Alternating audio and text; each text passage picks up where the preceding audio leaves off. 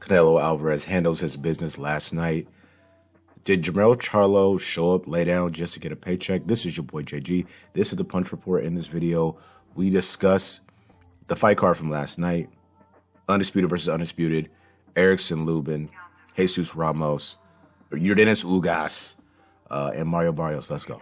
Let's just get right into the content. Shout out to you guys. I'm a little under the weather, playing hurt. Shout out to me.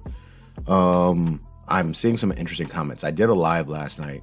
I actually did 2 lives. I accidentally canceled both of them.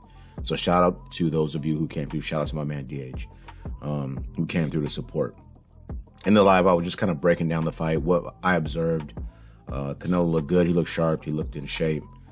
He was able to do a lot of what he wanted to do. One of the things that impressed me about Jermell Charlo was he cleaned up a lot of the mistakes that he normally makes. He is an action-style fighter, which means at times he can swing wildly, leave himself open for big shots, and, kind of be undisciplined defensively. My primary observation of him is he fought very clean. He had really good defensive sequences, catching and parrying shots, avoiding big shots. But Canelo was putting a lot of pressure on him, bringing the heat. In moments, Charlo did his thing, but Canelo was just too much at the weight division. Jermell Charlo stated as such that he could feel the difference in power and how these guys operate at 168 pounds. He looked unscathed when the fight was over. I think Canelo was probably a little more marked up than he was, but regardless, Canelo put on a hell of a performance. In my final prediction video, I had Canelo winning by stoppage, middle to late rounds. He did get a knockdown in the 7th round, but Jermell Charlo hopped up and actually fought well for the remainder of that round. Canelo was unable to close the show, but he did win in convincing fashion. And so I guess my question is this. If you watched the fight last night, and I'm not talking about highlights. I'm not checking for no highlights. You had to watch the fight.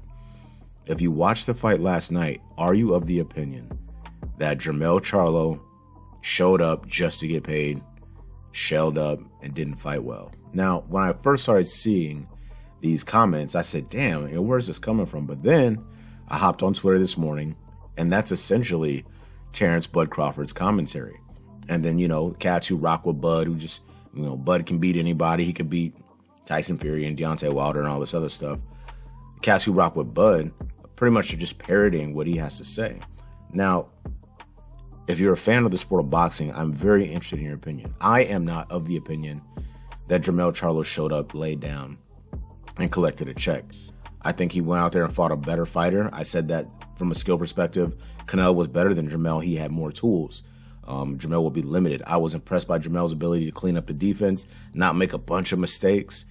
Even on the knockdown, that was just a beautiful adjustment by Canelo because he was throwing that right hand high to the chin to the ear side, and Jermell was doing a good job of catching it. Canelo Alvarez takes a left foot, moves it just to the left, his outside move in that direction, outside foot first, and then throws it right down the middle, catches Jermell right in his shit. And it was a tough shot. Jermell, wisely took a knee, got his count, and then got back to his feet. I am not of the opinion Jermell Charlo went there and laid down. That's where I'm at with that. Moving on. And y'all better let me know, too. You think he showed up and laid down? I think Canelo Alvarez showed up in shape. I think he was invigorated by some of the shit that people were saying, like he doesn't care, he drank too much, he wilding out, he's doing his thing and living his life because he's paid hand over fist. He's 30. These guys are the same age. They're 33 years of age. Have a lot left in the tank. I'm excited to see Jermell Charlo go back to 54 if he can make that safely, because I think this experience, like Canelo when he fought Mayweather, will be invaluable to him moving forward. If he's going to fight this clean and box with defense and still carry that power that he carries at 54 or maybe 60, then I think he can do something. Moving right along.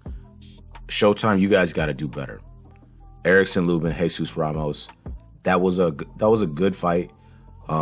They really favored Jesus Ramos walking forward in the high guard and getting jabbed 300 times in the face.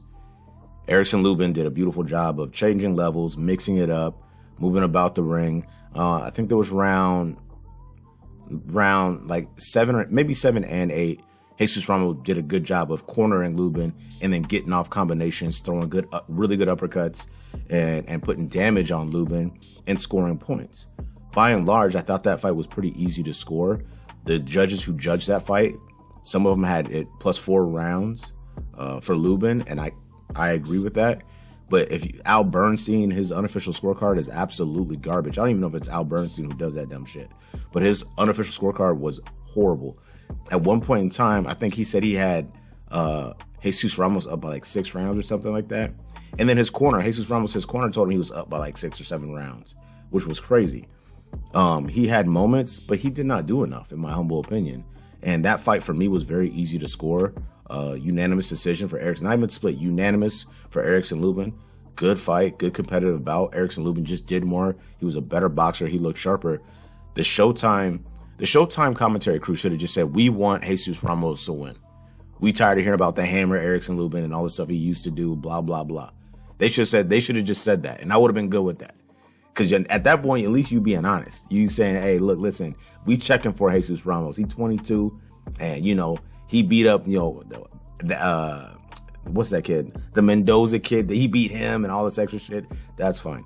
Just say that. Stop you on the telecast lying to people. Shout out to Erickson Lubin for getting that dub, taking somebody's O. Shout out to Jesus Ramos. It wasn't like he got completely bodied or destroyed. He'll be fine. He'll be back. He's young. He's 22. It's just a loss. He'll keep it pushing. Your Dennis Ugas, Mario Barrios. Shout out to both of them. Shout out to Gervonta Tank Davis, too. Mario Barrios is really growing into 147 pounds. I think against the more elite guys, he's going to have some problems. I think fighting Keith Thurman already showed us that. So I'll be interested to see what's next for him in the division. As far as your Dennis Ugas is concerned, I'm glad to see him get back, be back, look healthy, land some good shots. He did get dropped twice, I think once in the 2nd and once in the 7th, I believe. And the later one was he looked crazy when he went down. And then, they were looking at his eye. His eye started to swell up after like round 2. That's that, the residual effect of an Errol Spence beating. The eye was looking crazy. But Ugas, I guess, just some 38 years of age, coming off the beating from Errol Spence Jr., went the distance with Barrios, which is cool. But by and large, he kind of got beat up. I don't know if I want to see that again. Not see it again, but Ugas has done a lot. He became a world champion. He was a guy who had 4 losses and then figured out a way to beat Ray Robinson, stopped him, beat up Manny Pacquiao. He was eating porridge with a spoon. And then he went up against Errol Spence Jr., got broken down, and then had to take 17 months off. Comes back against Mario Barrios, and it does not go his way, which is fine. Tremendous amount of respect for him. I don't want to see him in there taking unnecessary damage. I'm sure he's been responsible with his money. I know he probably loves the sport, but no reason to keep going in there against guys and getting lumped up because Barrios isn't even a puncher like that. So he fight a guy who can crack, then who knows how that'll look. You got dropped by a jab, stepping in. I don't want to see your Dennis Ugas anymore. But that's my time for now. Listen, like, subscribe, hit that bell icon to be notified of the latest and greatest in boxing. Let me know your thoughts. I thought Jermell Charlo showed up and fought a smart fight against a Canelo Alvarez who just had more skills, more experience, more tools, really shut down a lot of the offense. I think Jermell did some things really well with the lead hand, but it wasn't enough to keep Canelo off of him. And you have to present something to Canelo that makes him think more than he should be thinking. If Canelo gets to operate just off instinct and make all sorts of reads and switch up and play his game, you're not going to beat Canelo Alvarez. Congratulations to both of these gentlemen. Shout out to the sport of boxing. This is your boy JG. This is the Punch Report. We out.